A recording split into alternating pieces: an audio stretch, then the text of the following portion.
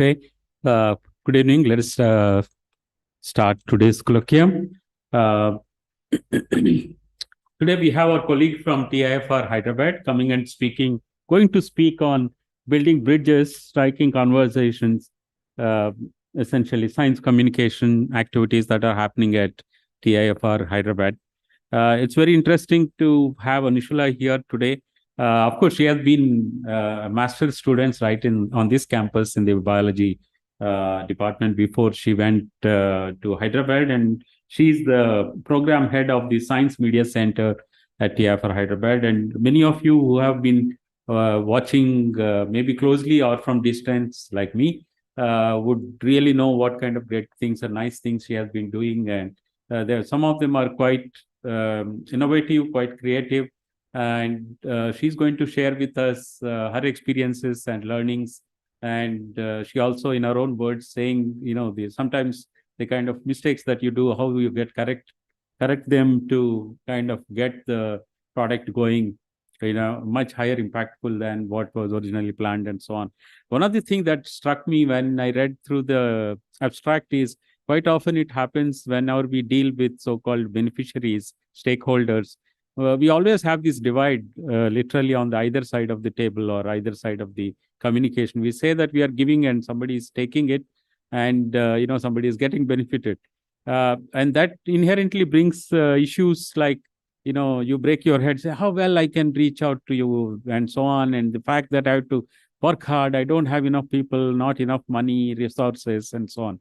But the moment you realize that actually you can make the so-called receivers as part of the whole game, and the game changes then. So then you suddenly find more resources, more helping hands, and more understanding, because now the receivers themselves are in some sense are producers, and so on. It looks very interesting, and I think she is probably going to share such or many more ideas today. Without taking more of her time, I now invite Anusheela to a stage which she is very familiar to. Thank you, Satya, for the wonderful introduction, and also for giving me an opportunity to talk to the entire TIFR community about what we are doing at TIFR Hyderabad when it comes to science communication.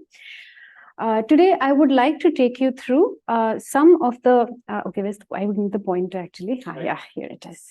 Yep. All right. So yes, today's talk is going to be about how we set up the science communication program at TIFR Hyderabad. And over the past 6 years, we have been experimenting with multiple formats and initiatives, some of which I will be discussing here. But before I delve into the specifics of this program, I would like to take you through a definition of what science communication is. So this definition of science communication was put together by Burns and colleagues from the University of Newcastle and the National Centre for Public Awareness of Science in Australia. It goes something like this. Science communication may be defined as the use of appropriate skills, media, activities to produce one or more of the following personal responses to science. A, meaning awareness, enjoyment, appreciation, interest, opinions, and understanding of the science. So it's a vowel analogy that is followed over here. So when you talk about awareness, you would want to make people more familiar with different aspects of the science. When it comes to enjoyment, it's really nice if people start beginning to appreciate science as entertainment or art, if that's possible through the initiatives. And interest would be getting them to voluntarily get involved into the science communication process itself, or just be a participant in it, even if they want to look at it or experience a particular experiment or look at how the demo is done, have them as a participant. Opinions. Opinion forming will lead to a particular promotion of a scientific culture. So therefore, this particular point is very important. And then comes the understanding of science, its content, processing, and social factors. So this going ahead, So going ahead from this definition, I'd like to point out a very important thing over here. The landscape of science communication has been changing slowly. And from now on, I'll be using the words science communication and SciComm interchangeably. SciComm is just short for science communication. So initially, the practices were based on this information deficit model, where this model is focusing on a transfer of information from an expert to a non-expert. Now, gradually, the SciComm initiatives have moved to a particular model called the public debate model. In this model, it is acknowledging that the audience is aware, receptive, and capable of contributing their unique sets of expertise and life experiences to a continuing narrative of SciComm. So thus, they are finally being recognized as active players in this process of science communication. And that brings me to some very successful models of science communication in the country. And this by no means is an exhaustive list. In the interest of time, I could only take some examples over here. So I'd like to show you the mobile science exhibition as an example, which is conducted by the National Council of Science Museums. These are essentially buses which are equipped with this really nice interactive science exhibitions and explainers, and it goes all around the country, reaching out to so many people at a scale that is quite difficult to fathom. Recently, we had one of these buses make a stop at TIFR Hyderabad, and this bus was actually curated by CCMB in collaboration with the National Council of Science Museums. And there was a point when people were looking at the exhibit, that was the time it hit me as to what is the impact of a SciComm initiative like this, the number of people it can reach out to. And it actually gives you a chance to reflect on how we could also be doing better, or what are the ways we could also be reaching out to people. In similar lines is the Science Express, which is again a joint initiative of the NCSM DST and the Vikram Sarabhai Community Science Center. And then there are open days. Open days, we have one coming up this Sunday, the Frontiers of Science, very popular. Also open days at ISC, that's one of the pictures I put over here. I couldn't put two TIFR pictures, people would say I'm being partial, so I just chose to put one of ISC and Chai and Y as well TIFR. So, and then of course, the iconic Chai and Y series, which ushered in this new wave of SciComm in India, where people started having very free, informal conversations with scientists in an informal setting. And then comes some of these extremely successful astronomy. Yes. Sorry. Yes. Yes. I understand the concept of the bus. It's just a bus with the inclusion inside. Yes. Into like a very small thing. Yeah. So that was an excellent thing. So we had this bus called the Gene Health Connect bus, which made a stop. So the way they designed it, when the bus stopped, even I was curious as to how this is going to work. So when the bus came in, they had panels on the sides and they opened up. Now these panels had interactive games embedded in it, and there were explainer videos. So you start from one side, 1, 2, 3, 4 panels, then you go 5, 6, 7, 8. So there are these panels. Also inside the bus, they have similar panels which you can go around inside as well. And there are very nice little games which you can play. And there are also explanations with illustrations, videos, very interactive modules. And I had a chat with one of the people who were in the bus, and I asked them, how do they make these? Because it turned out one of them happened to be a very integral part of the team which made these interfaces. And they said that they have been doing it for a very long time, and this is just one example. So there are actually 22 or 23 such buses which has gone all around the country. At one time, how many people can interact with a bus? Yeah, so we had invited some students as well, and there were TIFR members who were also looking at the bus. So at one time, if the audience needs a guide, somebody to talk to them, then there would be around, say, 10 to 15 people, 12 to 15 people whom you can explain and slowly go around. And inside you would have them essentially spend around half an hour for the entire exhibit, half an hour to 45 minutes. It depends on whether you keep on to playing the games or move to the next one, but half an hour to 45 minutes for typically a batch of, say, 20 to 25 people seemed good enough. That's what exactly I saw in front of me happening that day. Apart from that, the bus was parked and people came, took a look and went away. So this is essentially the way it worked. Yeah. All right. So I stopped at Chai and Y, and then I just forgot to mention this. IMSC also has this really popular Science at the Sabha program, where for one day they have a string of 4 popular science talks, and it is wildly popular in Chennai. And I think it's an annual event as far as I know, but I have to check up on it. So apart from this, we also have a well-established astronomy outreach program across multiple institutions where they conduct these camps, people go for night sky watching. And then there's also outreach through television and through news columns, which I know is more of a one-way transfer of information, but there's no point denying that they have actually made people curious and have been instrumental in increasing an awareness of science. So, keeping in mind this changing definitions of science communication in the country, and after studying these successful SciComm examples, I tried to come up with a structure for the science communication efforts at TIFR Hyderabad. Now, the activities at TIFR Hyderabad fall under 3 categories: research communication, public engagement programs, and strategic communication. Now, the first thing that we'll talk about, which is one of our primary roles, is research communications. As the name suggests, we are going to convey the research that is being done in the institute, and we try to do it through multiple channels.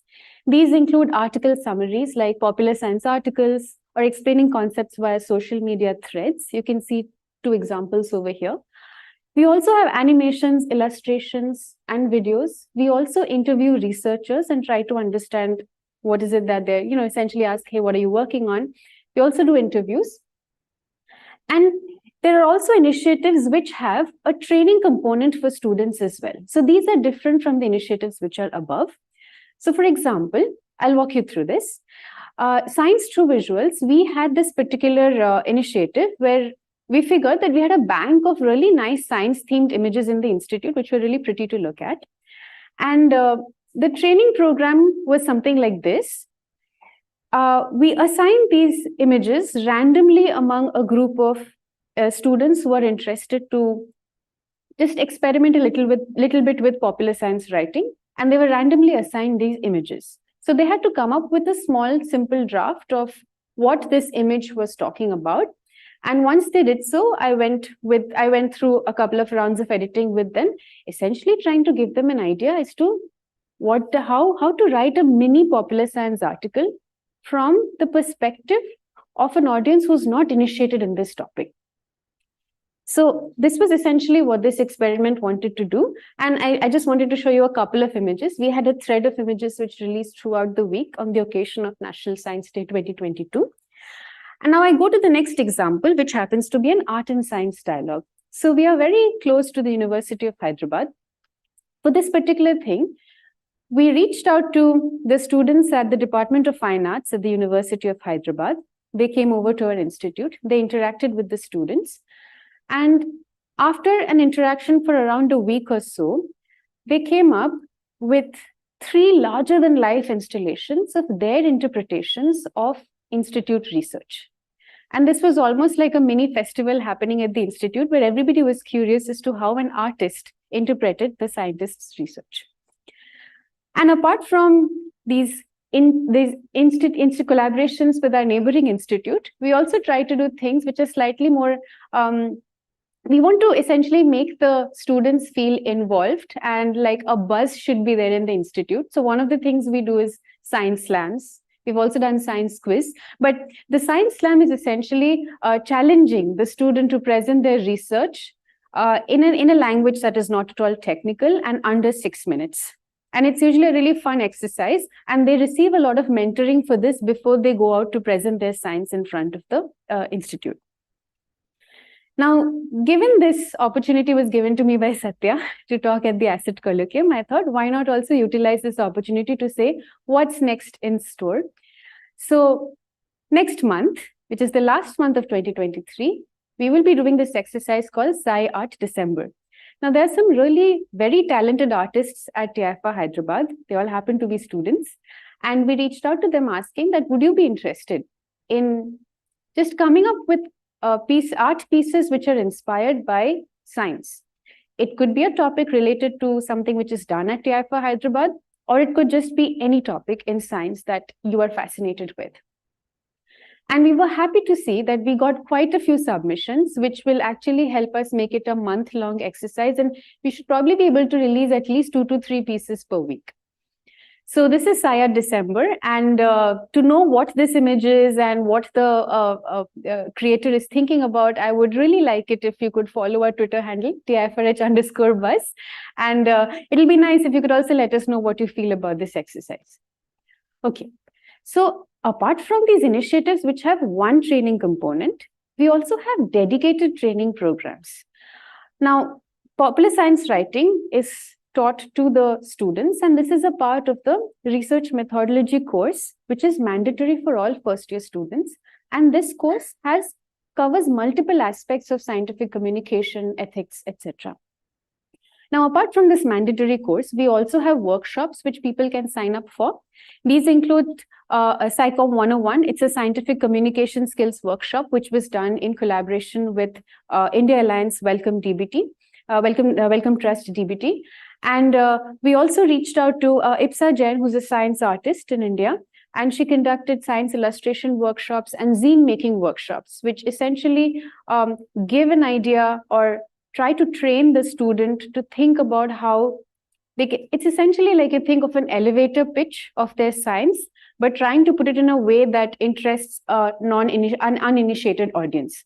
So these workshops are usually short 1 or 2 day workshops. And one thing that we have also tried to maintain is that all of these workshops are accessible, are open to all students in research institutions in Hyderabad. So we have had students from other institutions in Hyderabad also attending these particular workshops. Now, coming to the next thing. So this particular slide is essentially a collage of all the things that we have been doing. And this slide is essentially an attempt to show you this is the multiple kinds and examples of the multiple kinds of formats that we are presently experimenting with. Now, each initiative requires a substantial amount of conceptualization and planning before execution. And today, since we have the time, I want to focus on only one example to bring out the trials and errors that are involved while creating a SciComm resource. The example that I would like to talk about today is the stories from the life sciences, which was done with the help from the India Bioscience Outreach Grant. So here, if you look at this particular picture, well, this reminds me of something while I write about fundamental science research. So when I'm trying to write something about that is being done in the institute or a concept or a story, I keep thinking about the bigger picture. And that's mostly what we are usually required to put in these resources. So somehow I realized that we're not being able to give much time to the little details, which could be very interesting to somebody who wants to know about what is the process of doing science. So many of these single pieces form the initial experiences of a researcher. So through this, we started thinking of an exercise that how about we start telling the stories from a researcher's perspective. Will somebody who is not initiated in this topic find this interesting at all? We essentially wanted to give an extremely no-frills view of the lab bench. And with that, I decided to apply for the India Bioscience Outreach Grant and picked up 4 studies from the institute and made a series of videos with the help of my colleagues in the institute showing research journeys from the first experiment till the end of their study. And while this was coming along, I pitched this idea to multiple colleagues, and I would like to specially mention Basil over here, an enthusiastic graduate student who readily came on board. So for the first story, we reached out to Rituraj, who is a postdoctoral fellow, and Purnati, a graduate student, who were investigating how a group of cells move together in a concerted fashion to essentially heal a wound or seal a gap that has been created in a layer of cells. Now, our initial plans included documenting both these research directions in one single story.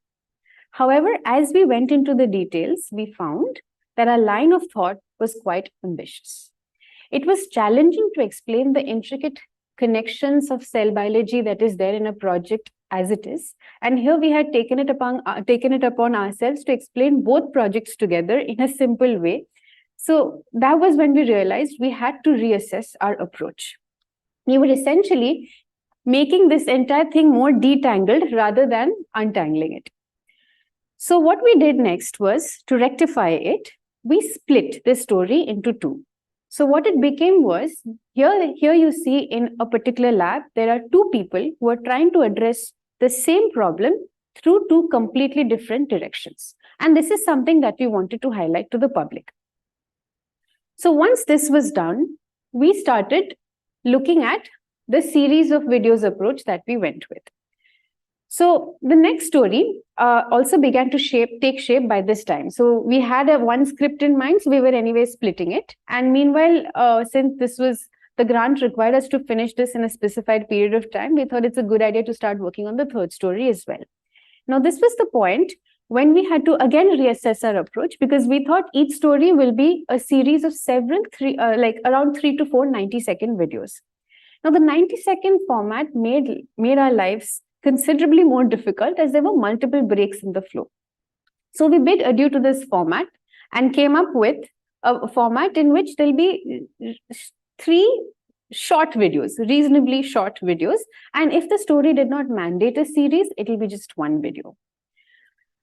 So after this, since we were already working on our third story by now, we have the first 2 and 3. So there are 3 stories that we are working simultaneously at this point. This third story had a generous dose of theoretical physics in it. So this story traced how Shauvik, who's a graduate student at TIFR Hyderabad, he had an initial hesitation of whether, even because he had a background in theoretical physics, he was hesitant as to whether he can do justice or address a problem in biology. And from that, we actually highlighted that in the video as well. So from that, we started his journey of how he tried to address this particular problem. So this story was essentially drawing parallels between glass and a dense layer of cells which are moving. So what are the things that are common between these two? Now, the filming process began with this story. So initially, we chose to have the video, we'll have a voiceover, and then there's they're being interspersed with interviews from the researcher. But when we started doing it, we realized that unintentionally, technical words slip in when we are interviewing a scientist. So we had to again go back to the drawing board and realize that this is not going to work out. So we rewrote every script in first person and did the filming process once again. So after this, when more or less our scripts are in order, 3 stories, it's going to happen now. It was also time to think about the 4th story, because we proposed for 4 stories, right? So here, all this while, I was seeing that we are actually focusing on one particular story, which might lead to one publication. And that too with the time limits, and also the fact that we had to explain it in a simple manner. This made restrictions on looking at the different twists and turns of the journey. We are still not able to zoom further as to what we initially started out with.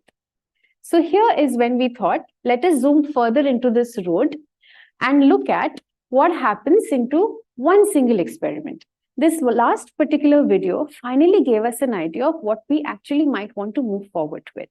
So Sunaina Sarkar, who's a graduate student at TIFR Hyderabad, spent months trying to standardize one experiment. And this whole video follows the process of how she figured out what was wrong with her experiment. There's also moments of drama in this particular video, because it turns out this was during the COVID times and the researchers were working in shifts. So she was assigned the morning shift, and one day she overslept and missed the 6 a.m. shuttle. And that was the time she couldn't come anyway immediately, because she had to come with via the next shuttle. And when she turned up, she realized that her reaction, which was supposed to have been stopped in the morning when she comes up, went on for a far longer time than expected. And that was actually a turning point, because that was exactly what was needed for the experiment to work. And I would really request you to go to our YouTube channel and check out these stories, and also let us know as to what you think about these particular stories. However, our work does not end here. What lies ahead is a more challenging task of finding out what our viewers think about these projects. And is there a way in which we can improve and do a better job? So their inputs will give us an idea into our shortcomings and equip us to tell more compelling stories. So this is the step that we would really want to go to someday, where we bring in our audience as co-creators, which also brings me to the third kind of model of science communication, where you have collaboration. And this is essentially what citizen science projects are also based on, where you make the audience come in. And I don't think I should use the word audience anymore, but you essentially make the non-experts come in. And again, I'm not sure also if non-experts is the right word, but make everybody a part of the play a part in the production of knowledge required in the science communication initiative. So this is what ideally what we would really want to move towards. And this brings me to a very important aspect, that how can we even start thinking of those things if the first step of these would be to build trust with the audience and have a very thorough, solid public engagement program in the institute, which actually brings me to the second division of activities in the science. Yes, Aman. Question. So when these videos were made, yes, while in the process of making videos, were they shown to people who were not involved in making the videos? Yeah, so we did not really get the opportunity to show the drafts of the videos, because so we had a fixed timeline where we had to also complete. And it was mostly during the process, the scripting, the filming itself took so long that at the end, ideally, we would have really wanted to show it to a pilot group of people first, tell us what are the issues, then we revisit. But it's just that we signed up for 4 stories. In hindsight, I think we should have signed up for 2 stories only, but then now I know better as to, it just that time did not permit us to do that. But in fact, in the proposal, we had actually written this down, that we would like to do this exercise with some school students. We call them, we ask them, or whoever our target audience is for that particular video, we have a pilot study first. We ask them what do they think, and then we try to build on it. But it's just that I feel with 4 stories and the time limit specified, it was a bit difficult to complete. It took us 15 months to finish those 4 stories. Did somebody pay for it? India Bioscience Outreach Grant, I had mentioned. So this is what I had applied for. Yeah. Yeah. So in fact, this particular slide I would like to show. Yeah. This is actually done with the help of the first India Bioscience Outreach Grant. And the name of this project is Stories from the Life Sciences. It's a approach in interactive science communication. So should I continue? All right. Okay. So coming to the fact that this particular model that even these 2 models that we want to finally base most of our science communication activities with requires a very solid public engagement program. And for that, we have been trying to also study who are the publics. Now, this is again from the same paper where we got the science communication definition. And I found that this particular definition almost closely captures as to what are the different overlapping groups of public we have. First is scientists, second is mediators or communicators, third is decision makers, fourth is general public, who actually includes everybody, which also includes school children. And the last 2 categories of people are essentially the attentive public and the interested public. Now, the attentive public is that section of the general community who's already interested, well-informed, and would also like to know more. So there's essentially people who already have a prime interest in science and they would like to come and know more. And most of our SciComm activities usually reach this section of the people when we talk about reaching out to the public. The other section is interested public, who are interested, yes, but they are not well-informed. We also reach out to this section of the public as well. Now, the other section, that's why I said it almost closely captures what I think captures the entire public. In my opinion, I think there's also another section here which needs to be there, which is people who may not be aware of science, and as a result, they don't have an interest in it. It's just that they have just not got an opportunity to know about the science. So that is one section of the public that we really want to reach out to. And in fact, some of our outreach public engagement programs have started moving into the model where we are trying to bring in music, art, to reach out to people where you would not necessarily find somebody coming to this program, but because there's a sitar recital in a popular science talk, they'll just turn up for the popular science talk as well.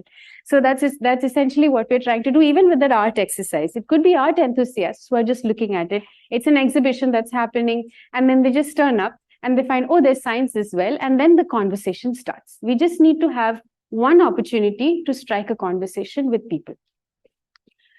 So coming to the public engagement activities at TIFR Hyderabad, first I would like you to take through Sawal Jawab, which is our popular science cafe. And the first picture you see is our latest Sawal Jawab, where we had a sitar recital, Debojyoti Chakraborty from IGIB, giving a science music talk, when science and music meet. And there's one, and the reason I actually am mentioning something about this talk right now is that it happened at Aromale, which happens to be a cafe. And this was happening in the third floor, a room. And it so happened that when the performance was going on, there were more and more people who were coming, and slowly we ran out of seating space and people were standing. I always like that sight in a Sawal Jawab session, which also says we should probably look for bigger venues, but it's a nice sight to have when you have more people. So I asked a couple of people there, so hey, where did you get to know about the talk? Because I really want to know which one's working best. We should probably go to those channels more. Then they said, we'd come here for a meal, and then we heard the sitar recital, so we just decided to come by. And that's exactly the kind of audience who we would really want to reach out to. So I really felt happy that day about the Sawal Jawab. So Sawal Jawab has happened across multiple venues at Hyderabad. Initially, they used to be held at Lamakan. Then we went to Phoenix Arena at High Tech City. Then we went to Birla Science Center. And with the latest one, we have finally made a shift to Aromale, which happens to be a cafe and a cultural space together. The next public, these are just a collection of some of the posters for Sawal Jawab. We do try to cover a vast variety of topics, and we hope to do so also in the future Sawal Jawabs. So with this, I'd like to talk about the India Science Festival. So when I'm talking about public engagement programs, this was one of the public engagement kind of a festival, a program at a scale that, to tell the truth, I was first time being a part of. There were 18,000 attendees over the course of 2 days. And it really gave me a way to think again, these are the places where you take a step back and realize, okay, this is actually how you can reach out to more people.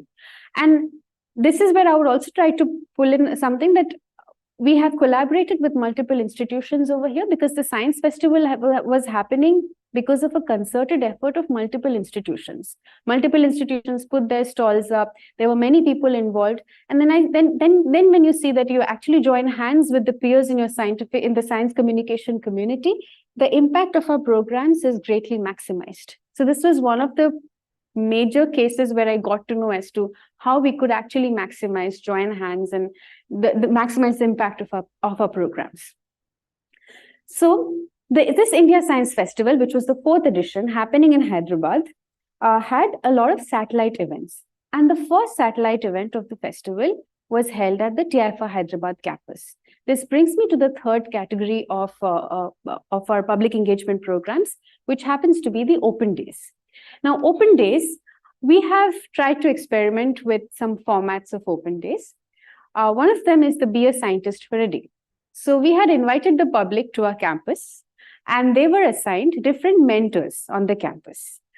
And from the morning till the late afternoon, they spend their entire day in the same lab, learning a concept, designing an experiment, doing a version of a similar experiment that their mentor, who happens to be a TIFR grad student, does on a daily basis. So that's why it's Be a Scientist for a Day. And we had a lot of, we got a lot of positive responses for this kind of an event. And this was actually also done in one of the National Science Days before the pandemic. The other kind of open day that we have also done is the science fair. We have a full Mela-like environment on the day of the science fair. We had only games where the students came, they played games. Then we took them on lab walks and also science art exhibitions. And then after all of this, there's so much moving around, people are tired, right? And the auditorium is usually a very nice, comfy space to fall asleep a little bit. So we thought we will not make them sleep. And that's when the students came up with science theater. So we had a play from the students explaining how vaccines work. And that had references to all the hit songs from Bollywood and the Telugu film industry. And you could see the students having a gala time. Everybody loved it. So that's when we realized, okay, this is one domain we should probably start working a bit more. And I would really, urge you to follow our Twitter channel, because we might have something coming on this end very soon. Yeah. Okay.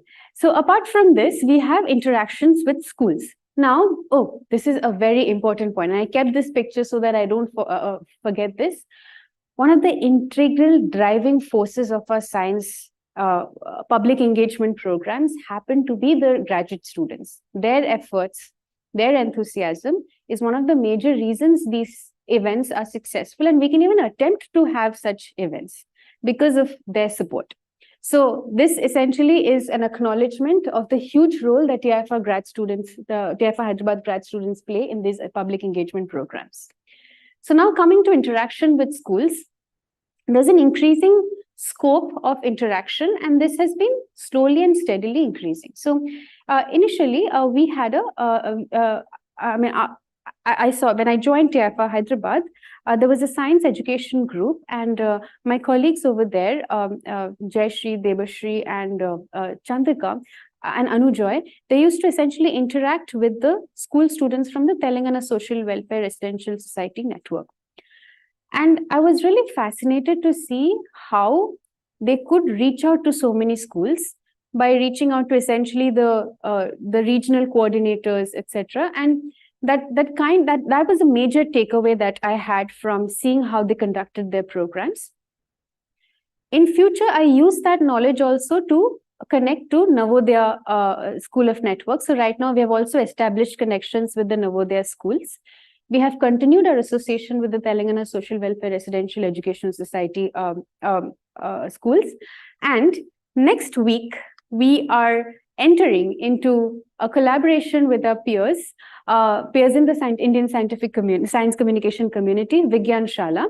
We are essentially collaborating with them on this program called Kalpana She for STEM, where we are going to interact with female students from the TIFR and the Tribal Welfare Residential Degree Colleges only.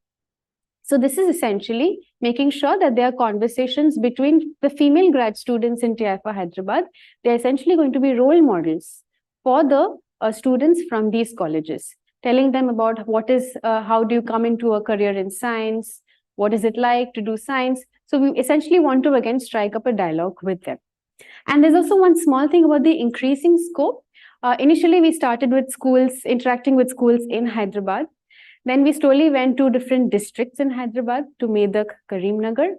And then finally, with the science fair and Be a Scientist for a Day, we saw that we had actually we had schools coming from, a school from Andhra Pradesh and another school from Vijayanagaram, from Yanam, Pondicherry. So it's a steady but slowly that we are slowly increasing. And these are sustainable connections that we are trying to form with the schools, so that it's not like we have one interaction and we don't interact with them again. We keep on going back to them so that we slowly start building that bridge between the schools and the institution. So now this brings me to the last wing, or the last bit division of our science communication programs. This happens to be strategic communications. Now, strategic communications in a institutional SciComm unit, the primary focus of these activities is to increase the visibility of the institute. And we have been doing a couple of things to ensure that there's a continued increase in the visibility, continued increase of the visibility of the institute in the public space. One of them is building connections with the press relations, extremely important. And apart from that, and there's one major thing that I had to also learn or figure out through the process, which was we do have rules, and we don't really have rules, but we have guidelines on how to write press releases and all of that. But when we interacted with the press, I actually asked them, what is it that you look for in a press release? So that gave us a better understanding of how to compose a press note, so that there'll be even lesser instances where they would want to continuously reach out to the scientist to ask to clarify doubts, etc. The channel is always open, yes. But we wanted to know what are the exact points that they're looking at from us so that we could shorten this process and facilitate a faster release of the press notes from the institute. And news from the institute has appeared in quite a few news outlets, both local, national, as well as international news outlets. And we have actually Nisha to thank from TIFR Hyderabad for that, who facilitates the Eureka Alert release for us. And after that, I would like to draw your attention to the social media engagement that we do. So we are trying to ensure that the channels of communication that we are trying to build, there's a consistency in at least letting the material out so that there's a continued engagement on those channels. So we have our Twitter account, we have our Facebook page, on YouTube. We are slowly trying to release more and more videos so that there's a steady stream of videos. The YouTube space is something that we are now working on. And there are two channels, TIFR Broadcast and TIFR Hyderabad. TIFR Hyderabad is the one where you would get a repository of science communication related videos. And all these efforts that I was talking about all this while, we're trying to put it under a common platform called the Science Media Center. And the Science Media Center website can be accessible from our institute website. It lists all the activities that we are doing under a common umbrella. So now, coming to, that's pretty much, so there's one small part that I actually wanted to talk about, and I would also urge you to subscribe to this. So this is one point about internal communications. How do you make sure that the work that's happening or whatever is happening in the institute is something that everybody in the institute knows as well? All this while we're talking about external communications. We reach out to this section of the public, then we talk to the school students, then the college students. Now, slowly, as our institute grows in size, there might come a day when we need to have a robust internal communications machinery to make sure everybody in the institute at least knows what are the kind of outreach activities happening. And they should also know that in case their research comes out, this is one of the ways they can get it out. What is the way they can reach out? What is the media assistance they can get from the communications team? What is the writing assistance that they can get? So to do that, we have released something called the TIFR Digest. We have been using an email marketing platform to reach out to people over here. And I would request you to subscribe to the TIFR Digest to receive a periodic roundup of all the institute news that's happening. And and also the particular thing I talked about, Sunaina missing her shuttle. And if you want to see all that drama happening, I would really request you to go and look at, there's a second QR code over there. That particular QR code will take you to the video where we see Sunaina finally figuring out why her experiment was not working. So with that, I hope I was able to give you an overview of the SciComm activities at TIFR Hyderabad. And I would really like to thank V. Chandrasekhar, P.K. Madhu, Ms. Sansir Burma, Subodh Shenoy, M. Krishnamurthy, and Surajit Sen Gupta. They have been extremely supportive and given us a lot of creative freedom and independence to experiment with whatever initiatives we want to. Shrishti, who's my colleague, who joined in September, and she's bringing in a lot of new ideas, and I'm hoping that, and both of us are actually looking forward to setting up the media center together. And I would like to thank all the TIFR Hyderabad members and the science communication community in India, from whom I draw inspiration every single day. So thank you very much. Thank you. I'd be happy to take any questions. Yeah, sure. There's a good scope for a lot of these actions. They also had some questions. Okay. We asked whether they should unmute and ask for Anyone? Okay, so there are some questions from Zoom. Someone wants to ask. You could unmute yourself and go ahead and ask the question. Yeah, I see. Yeah, you can go ahead. Joshi ji. Yeah. A very impressive talk and a very impressive list of science communications at TIFR Hyderabad. So just wanted to sort of express that it's a beautiful sort of work which is being done there. I had a couple of questions. One was that you talked about activities at TIFR Hyderabad, especially by graduate students. But there are these initiatives started by students themselves across various institutes in the country, the Science Bites, for example, or Zeroing In, and so on. These are podcasts and other science communication platforms started by students. So my question to you is that is there any engagement with them? And my second question was about the science and art, which seems to be a very interesting concept. So again, is there any connection with organizations like Speak McKay to leverage this activity to a larger sort of audience? Thank you so much for your questions, sir. So I'd like to address the first one. As the SciComm team right now at TIFR Hyderabad, along with covering the research, is also helping facilitate the public engagement program where students come and participate. So there are some events in which we take the organizing lead. Now, recently, the students have been trying to have put their efforts together to open the student Optica chapter. A group of physics students have got together, and they have also invited in participation from their colleagues, and they are forming a student outreach team as well. And they had one of their events called the International Day of Light, where the SciComm team essentially went in as help, like essentially helping and giving them assistance, because since we had organized outreach programs before, we would really like to give them any help that they needed. So this, in the student space, it's still in quite a, it's very positive to see that it's forming, but I think I'm not sure if they have made those connections with the other student groups yet. They have reached out to other Optica chapters in the country. They recently had a conference, the ICFO TIFR at school. That's when students from multiple institutions who belong to their respective student chapters, they met and discussed what could be done.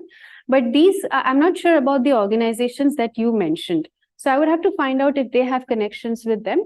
But I'm sure, I mean, in some time, if they don't, I'm sure the student community somehow ends up connecting with each other, and outreach in India is a very evolving space right now. So I'm sure they'll get in touch. Oh, and for the second question was about the art and science space. Yeah.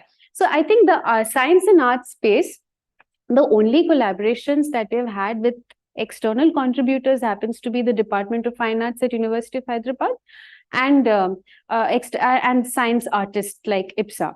So apart from that, we haven't really gone to Speak McKay right now, because I think we're still in a slightly nascent space.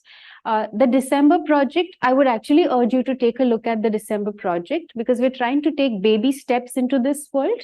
Once we have an idea that, yes, we are confidently able to do this, or this process is working, then we would like to reach out to further institutions where we can amplify these efforts. I hope that answers. Thanks for your response. If you wish, the couple of names I mentioned, I can send absolutely. Yeah, details please to you. do. Yeah, that'll be excellent. Thank you so much. Okay. Devdutt, do you have a question or two? Yes, I have a couple of questions. Can I go? Can you hear me? Yeah, please. Yeah. Yeah, great talk, Anusheela. Thank you for that. I have one question is about internal communications that you mentioned. From how do you get to know about the internal, the papers that come out and all the scientific activities happening at TIFR Hyderabad? How does that first communication from the scientist to you happen? Is there a process? Do you have a mandate for that? Or is it just building rapport, communication with scientists over time? Okay, so yeah, that's an excellent question. I really am loving this question, actually. So this is extremely relevant, because now I have a system for this. I've essentially reached out to the faculty and I have informed them that when you have a new paper coming out, you let me know. Now there's also another layer to this. Now suppose I also mentioned that if you would require a press release, then you would have to let me know at least 2 to 3 weeks in advance of when your manuscript is accepted. Because I would have to if I have to write the press release, then I would need time to essentially go through the material, etc. Or even if I need to work with the student to edit the press release, that will also take time. So there are different levels of engagement people can go with. If it's a press release, this is one. I need sufficient time.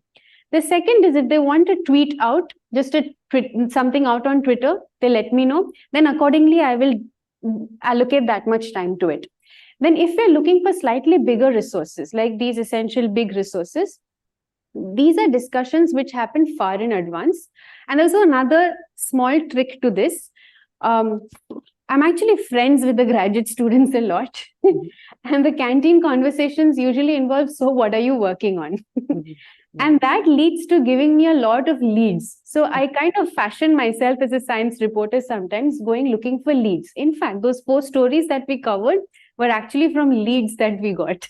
I went around and asked him, whatever fascinates me the most, I sort of make a small note about it. And there's also another one thing that I also try to make sure that it's an interdisciplinary institute, yes.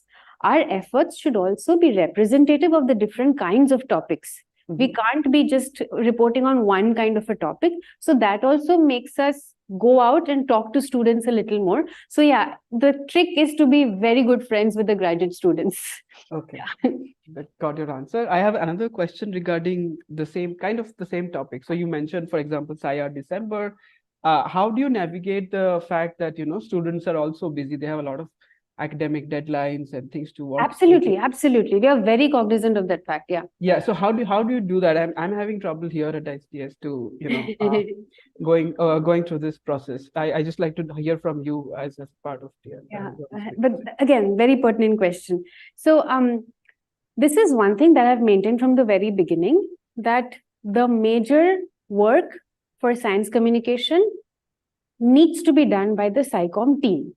I am employed full-time to do this. So I cannot expect the students to do the lion's share of the work. This is one principle that I have essentially maintained. When we have these initiatives where we want student participation, apart from public engagement programs, where I actually have a conversation with them as to how much time can you give, and then we decide as to how much time they'll be able to give. I'm not talking about those public engagement programs. I'm talking about the research initiatives where I talk about SIR December, etc., all of that. The discussions for this start way in advance. For SIR December, I think initially we had thought SIR September, which was already 2 months before SIR September. Then we thought SIR October maybe, but then November also we kind of missed the deadline and we thought weekends of November and December. Then finally I said, let's just do it December. And if it doesn't work out, it's going to become SIR January. But the thing is, this is something, the art thing actually is they are enthusiasts, and I asked them, would it be possible for you to come up with say 1 or 2 pieces on something that fascinates you? And it's completely voluntary. If they come up with something, fantastic. And it was lovely how people actually came up with pieces. And so that now we have a series. And regarding the other exercises where the training component is there, like say the science through visuals, etc., I try to ensure that their engagement is at a minimum and their takeaway is also there. So if they get a training on how to write something, they'll be more invested. So it's kind of like a two-way thing. We get the resource, they also get a little bit of training, and their research is highlighted. So there's recognition a little bit as well. So I just try to make sure everybody has something to take away from that effort. That usually makes it more attractive. Right. Thank you so much. I have a couple of more questions, but I'll write to you for the. Yeah, sure. Yeah, looking forward. Thanks. Okay. Yeah. Yes. Right. Okay. So I guess these 4 videos that you made was a one-time exercise funded by India Bioscience. What is the plan of spreading this? What is the TIFR can do? So I have a slide. I think I quickly pulled out. Oh, sorry, from here.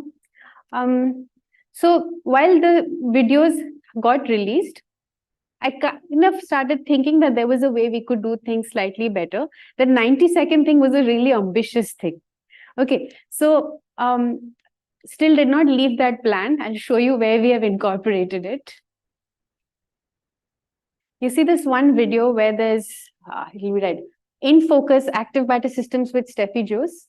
So this is kind of a slight variation of this. We are not going straight away into the paper right now. We reached out to Steffi. It's a little more than 90 seconds or a little less than 90 seconds or so, where we go and ask her, hey, Steffi, what are you working on? and she's working on active matter systems, and she tries to explain. And we have this really small elevator pitch of their research. So I found this kind of video might have a little more takers given the attention span of the audience. And the plan is to use this as a lead to go into what happened in the paper once the paper gets published. So it's a variation of that project slightly, but the time spans, we wanted 90 seconds. We really wanted short videos. This one, we just started experimenting. In fact, the next one that we went around asking a grad student in Aprotim Mazumdar's lab who works on DNA damage responses, we said, hey, Karan, what are you working on? And he got stumped for a while. And then the idea is, we know that he will be publishing something soon, and we want this as a trailer. And when the explainer comes in, we already have one ready and the next one's out there. So this video is also giving us an opportunity to show this video and get from people what they think we should change. So the next video is better. So we're just trying to modify the format that we had before. And we're trying to get slightly more into the video space from now on. Yeah. Yeah, something follow up on that, but maybe I'll first go ahead, Arnav. Okay, so absolutely fantastic. You just raised this to a whole new level. Thank you. The schools you are working with, Hmm. not the T-Series ones, the ones who came to your lab for this Navodaya. be a scientist for a day or whatever. Navodaya schools. Navodaya, Yeah. okay. That was one. What kind of schools do you reach out to? And the other one is the videos you make. Can you dub them into other languages? Yes, absolutely. Absolutely. In fact, dubbing is probably the easier task. Actually, I'm just, because it's an opportunity for me to say what we've done.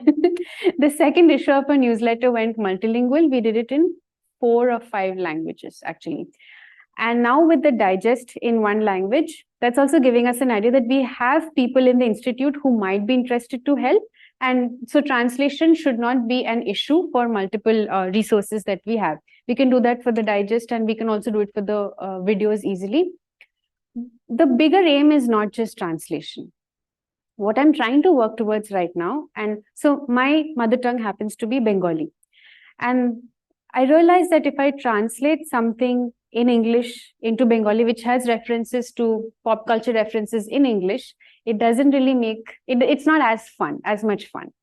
So in Bengali, I was thinking if somebody referred to Feluda, Professor Shonku, cultural references which are more relevant, that might be a better idea. So rather than simply translation, which is actually easily doable and easily in the sense more reachable, maybe with the current staff strength, we might not be able to do it. But this is a slightly more easily reachable goal. But what I'm trying to think of right now is reach out to writers or identify writers or creators who would be more comfortable in writing in their mother tongue, original language, because then you have the cultural references. Regional languages, we don't want to just restrict to translations. So I have been thinking about this for quite some time. And the other question was about schools, what kind of schools we reach out to. You answered that. Navodaya, yeah. Oh, yeah. Navodaya and also Zilla Parishad schools, Mandal Parishad schools. I mean, the background for this dubbing and translation thing is we are also trying to get into this, but video editing requires a lot of trained people to do it.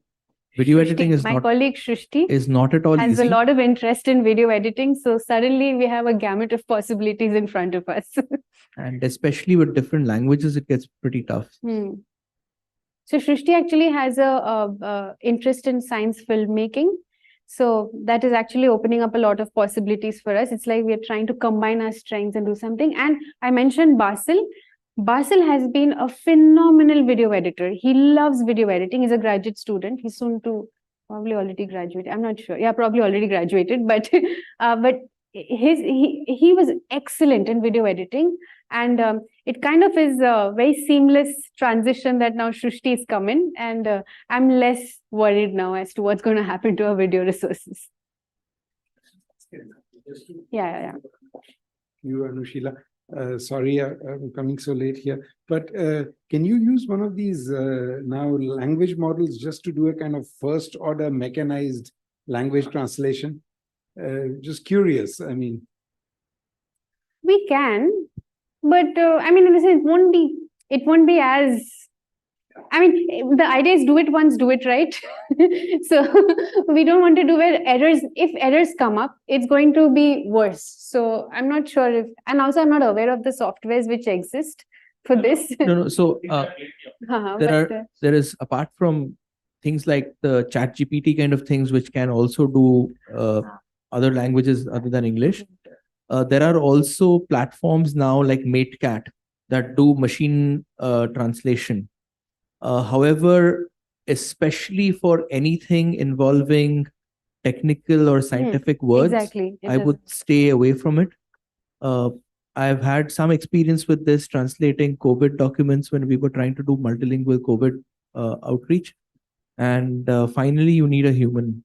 I mean, for all our newsletter articles, we had reached out to humans.